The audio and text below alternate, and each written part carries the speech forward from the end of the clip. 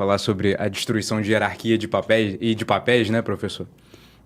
Como é que hoje a destruição que a gente está vendo hoje no matrimônio, esse colapso conjugal, é encarado até como uma certa libertação feminina, né? Sim. E aí quando se vai falar justamente, né, de casos como esse, fala um pouco, professor, sobre isso, né? Quantas vezes o senhor já viu umas 2 vezes, né? Algumas vezes, né? O padre... Sim, os padres, eles se intimidam de ler aquela epístola de São Paulo. Entre os dentes, né? Sobre mulheres sejam submissas aos seus maridos. Uhum. Nós temos um episódio do Chave Católica sobre a submissão feminina no matrimônio. Que tem uma filmagem muito impressionante, né? De uma mulher que fala no altar, opa, não, isso eu não aceito. Submissa, não. Não era um casamento católico aquilo, foi um...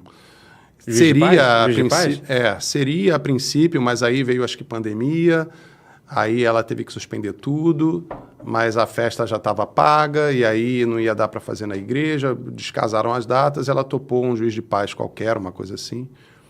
E, inclusive, a condução da coisa nem foi segundo o rito católico, mas ele pergunta a ela se ela promete ser submissa ao marido. Ela, o quê? Submissa? Não, submissa não. E aí o pessoal aplaude, né? A audiência do casamento aplaude, né? Que linda, que não sei o quê. E o marido ficou lá com aquela cara de pastel, coitado. E aí depois ela vem a público, e isso viralizou, e foram entrevistar, acho que a Patrícia Poeta botou isso no programa dela, e uma entrevistadora conversando com ela, disse que depois o ministro lá explicou, e aí ela ficou confortável com aquilo, porque segundo a Bíblia, ser submissa ao marido seria colocar-se sob a mesma missão. Isso é um absurdo, né? Isso é um absurdo. Não existe isso, né? Não vai ter dicionário que diga que submissão é colocar-se sob a mesma missão.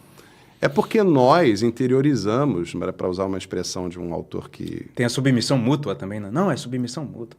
Submissão mútua. Não, é que nós interiorizamos a tal ponto os comandos dos nossos inimigos que nós vamos nos tolhendo por pruridos como esse, né? Por quê? Porque é feio falar em hierarquia. E é mais feio ainda, a revolução foi tão fundo que ela nos colocou uma trava interior para falar da hierarquia familiar. Então, sem sacrificar o conceito correto de que, em essência, homens e mulheres são iguais, né? Diante de Deus, nós temos a mesma, uma alma igualmente imortal, nós somos igualmente chamados à salvação e à vida eterna. No entanto, isso é ensinamento da Igreja. Eu dizia lá da encíclica Casti Connubii, do Papa Pio XI, de 1930, ele se refere ele denuncia está escrito assim, essa inatural igualdade entre o homem e a mulher. O Papa está dizendo que é inatural, quer dizer, não é natural. E isso é uma pedra de tropeço até em ambientes conservadores. Eu já vi de influenciadoras famosas da direita, né, que se apresentam como conservadoras, que caem nessa conversa da submissão como colocar-se sob a mesma missão, em que pese se apresentarem como combatentes do feminismo, não conseguem eliminar essa pedra fundamental do feminismo, que é o igualitarismo entre marido e mulher dentro da família, né? O rompimento dessa hierarquia, ele é uma semente de dissolução familiar. Por quê? Porque isso desvirtua o papel do homem e da mulher. Não se trata de uma submissão diminuidora da figura da mulher. E curioso, assim, isso não daria tanto assunto se nós pensarmos que muitas vezes, né, a mulher moderna ela foi convencida de que estar num casamento era submeter-se ao marido e ter uma vida profissional, uma carreira, não seria se submeter a um homem. Então, na verdade, ela troca a submissão a um homem apenas pela submissão a vários. Sim, perfeito. Porque a mesma indocilidade que ela manifestaria ao seu marido, caso ele buscasse exercer isso, que a doutrina católica sempre ensinou, no trabalho ela não vai exercer isso. O que o patrão dela determinar, ela vai fazer, porque ela tem medo de perder o emprego. Sim. Né? Não só ela, homens também vão se submeter. Mas aqui eu tô focando na relação homem e mulher. Então, é uma ilusão. Não é? A modernidade ela lançou a mulher, ao contrário, numa situação de extrema vulnerabilidade.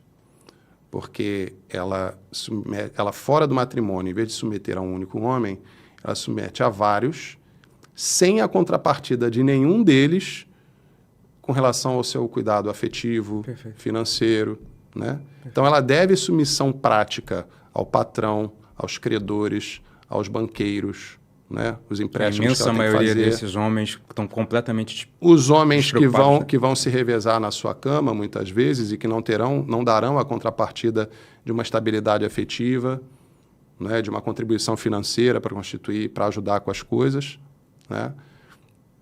Então, isso ressabiou muito as relações. Hoje em dia, nós temos legiões de homens que não confiam mais nas mulheres e mulheres que não confiam mais nos homens. Isso inviabilizou enormemente as relações entre homem e mulher, essa desconfiança que se plantou. Sim. Né? Mas, sobretudo, a mulher ela foi muito alvo da revolução nesse sentido, né? A ilusão da emancipação. Tudo isso, no fim das contas, é tocado por homens. Uhum. O feminismo é uma obra que não financiado. existiria se não fosse financiada por homens, né? Por grandes conglomerados, por grandes fortunas, Rockefellers da vida. Exato. Né? Os inúmeros. Nenhuma dessas mulheres autoras feministas teria conseguido tanto alcance se não fosse pelo favorecimento de homens ao longo da história. Então, no fundo, continua sendo ou melhor, eu diria que aí sim nós temos uma situação de subjugação, só que subliminar. Talvez não tão evidente, né? Mas, de novo, se nós olharmos isso sob a luz sobrenatural, né, à luz da eternidade, isso é a execução no mundo de um plano satânico de autodestruição da imagem de Deus na criação.